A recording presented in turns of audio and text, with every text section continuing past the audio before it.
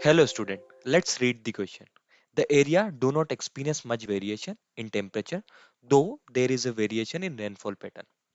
सवाल को समझते हैं। सवाल हमसे पूछ रहा है कि नीचे दिए गए ऑप्शन में से वो कौन सा एरिया है जहां पर टेम्परेचर वेरिएशन ज्यादा देखने को नहीं मिलता है, जबकि वहां पर रेनफॉल पैटर्न में वेरिएशन देखने को मिलता है। चार ऑप्शन है। पहला ऑप्शन है माउंटेनियस रीजन, दूसरा ऑप्शन है प्लेन एरिया, तीसरा ऑप्शन है कोस्टल एरिया और चौथा ऑप्शन है नन ऑफ दी अबव।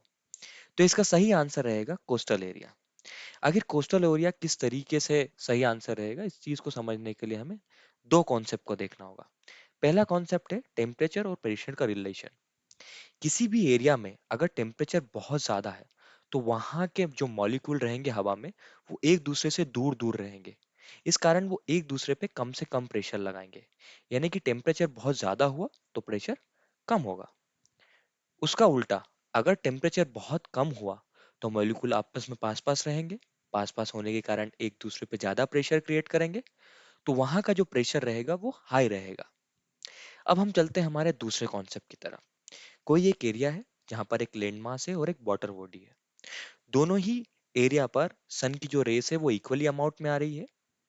तो जो लैंड मास रहेगा वो इजीली हीटअप हो जाएगा, बहुत तेजी से हीटअप हो जाएगा as compare to water body.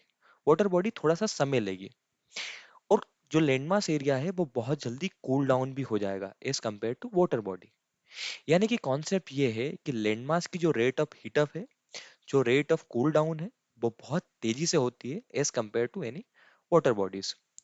अब इन दोनों ही कॉन्सेप्ट को हम किस तरीके से यूटिलाइज करते हैं हमारे आंसर में। कोई एक एरिया है जहां पर एक ओशनिक बॉडी है, कोई एक वाटर बॉडी है और उसी के पास में कोस्टल रीजन है। अब हम एग्जांपल लेते हैं दिन का। दिन के समय पे जो लैंडमास रहेगा वो बहुत जल्दी गर्म हो जाएगा, और गर्म होने के कारण क्या होगा, यहाँ पे लो प्रेशर क्रिएट होगा। और जो वाटर बॉडी रहेगी वो धीरे धीरे धीरे हीटअप होगी, वो कूल डाउन रहेगी as compare to land mass. तो यहाँ पर रहेगा हाई प्रेशर। हाई प्रेशर से जो विंड है वो लो प्रेशर की तरफ मूव करेगी। ये अपने साथ ठंडी हवा लाएगी। जहां दिन में इसका टेम्परेचर हाई होना था, लेकिन इस ठंडी हवा की वजह से क्या होगा, टेम्परेचर न्यूट्रल हो जाएगा, मेंटेन रहेगा टेम्परेचर। अब इसका हम उल्टा करते हैं रात में। रात में जो लैंड बॉडी रहेगी वो बहुत जल्दी कूल डाउन हो जाएगी, लेकिन ओशियन को तो समय लगेगा वाटर बॉडी को धीरे धीरे कूल डाउन होने में। तो यहाँ पर क्या होगा कि जब टेम्परेचर है वो हाई रहेगा तो यहाँ का प्रेशर क्या होगा, लो प्रेशर होगा।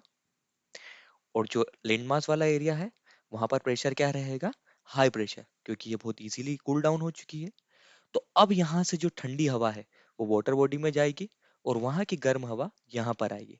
तो जहां रात में, नाइट में टेम्परेचर जो है वो लो होना चाहिए था, अब उन गर्म हवाओं की वजह से टेम्परेचर मेंटेन हो चुका है। तो इन दोनों का जो कॉम्बिनेशन होता है, कोस्टल एरिया का और जो पास की नजदीकी वाटर बॉडी रहती है, ये दोनों की जो विंड का सर्कुलेशन रहता है वो किसी भी कोस्टल एरिया के टेम्परेचर को ना तो बहुत ज्यादा हाई जाने देती है दिन में, और ना रात में बहुत ज्यादा लो जाने देती है।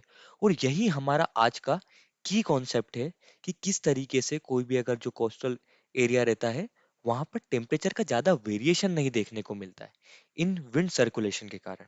I hope you will understand the answer.